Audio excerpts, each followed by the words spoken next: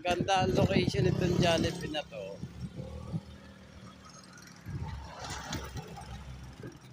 Ito yung bagong ginagawang Jollibee dito sa Alaminos.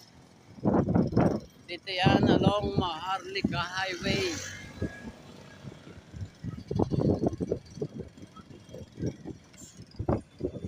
Kanto ng Bypass Road.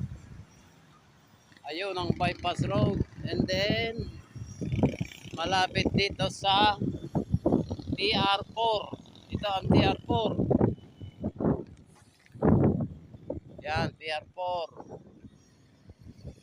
Oh, maganda. Tanaw na tanaw dito sa TR4 ang Jollibee. Malapit na yan.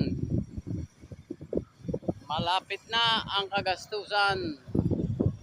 Thank you for watching mga idol.